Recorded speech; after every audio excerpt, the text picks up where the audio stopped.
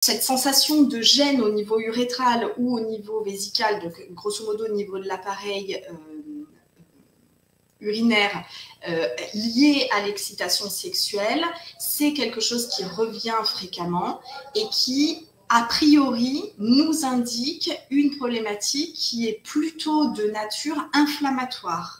C'est-à-dire que si c'est une gêne qui apparaît avec l'excitation sexuelle, avec le plaisir au moment des rapports, qu'il y ait pénétration, qu'il n'y ait pas de pénétration, que le rapport soit dit complet, donc pénétration avec l'éjaculation du partenaire ou pas, et surtout si cette gêne se résorbe ensuite, on est très typiquement dans le cadre d'une problématique abactérienne. Et étant donné la localisation, c'est-à-dire une gêne qui démarre plutôt au niveau de l'urètre, qui éventuellement peut irradier à la vessie, mais qui est principalement située au niveau urétral, effectivement, on va plutôt penser à une problématique inflammatoire qui pourrait être de type, ou en tout cas avoir une composante neuropathique, type vulvodynie, pour vous donner le nom d'un diagnostic. Je précise quand même que je ne suis pas médecin, donc je ne suis pas du tout là pour poser des diagnostics, ce sont des pistes de réflexion.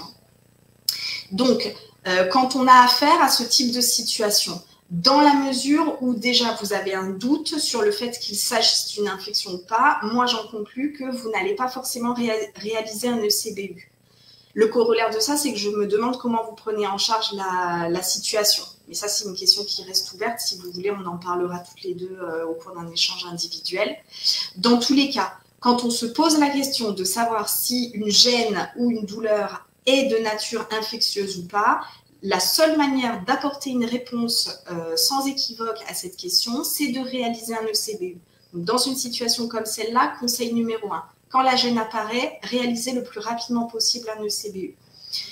En fonction du résultat de l'ECBU qui, très probablement ici, nous dira que effectivement c'est bien abactérien, donc c'est une problématique qui est plutôt de nature inflammatoire. Les indications principales qu'on peut donner sont, première chose, utiliser systématiquement un lubrifiant et de préférence une crème lubrifiante.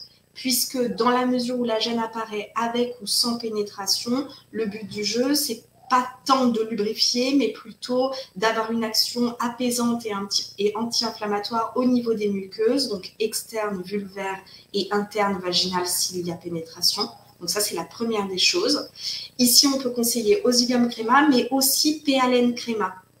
Parce que Péalène crema, vous trouvez un article sur le blog qui en parle très bien, a une action et hydratante et lénitive, mais a surtout une très très forte action anti-inflammatoire au niveau des tissus. Donc, si la problématique est bel et bien inflammatoire, vous aurez un bénéfice à utiliser Péalène crema durant les rapports, avec ou sans pénétration, comme en dehors, juste après, pour soulager cette gêne. Ça, c'est la première chose. Donc, au niveau des conseils, le deuxième conseil, c'est si effectivement il s'avère, au travers de la réalisation des ECBU, que la problématique est totalement abactérienne, une supplémentation orale de fond en prévention avec un complément alimentaire comme peut être Cysticare qui contient de la quercétine qui est anti-inflammatoire et des glycosaminoglycanes qui sont protecteurs pour l'urothélium vésical, donc urothélium, paroi qui recouvre l'intérieur de la vessie et de l'urètre, c'est une bonne idée parce que ça peut vous permettre de repulper la muqueuse urothéliale et donc la rendre moins sensible et moins irritable, notamment aux frottements et aux stimuli qui sont générés par l'excitation sexuelle. Et puis, dernier conseil, comme je vous le disais, il peut y avoir, moi une situation comme ça me fait un peu penser à une petite composante neuropathique. Quand on est face à une petite composante neuropathique, d'abord, faire un bilan du plancher pelvien avec une spécialiste, kinésithérapeute ou sage-femme, ce serait une bonne idée. Et puis, deuxièmement, on peut utiliser de l'acide alpha-lipoïque, donc l'APA, le Péalène en comprimé, c'est très bien. Acide alpha-lipoïque, c'est une très bonne idée. Sur le site de Deacos, vous trouvez 2 références. Alacare, qui associe acide alpha-lipoïque à nouveau avec la même quercétine que celle que vous trouvez dans Cysticare. Et puis, on a référencé Un autre produit qui n'est pas de la production de Deakos, mais qui peut être intéressant, qui s'appelle l'hypoïcoactinerve, qui est de l'acide alpha-lipoïque pur avec une formulation retard. Ça peut être intéressant aussi en combo avec le Cystiker.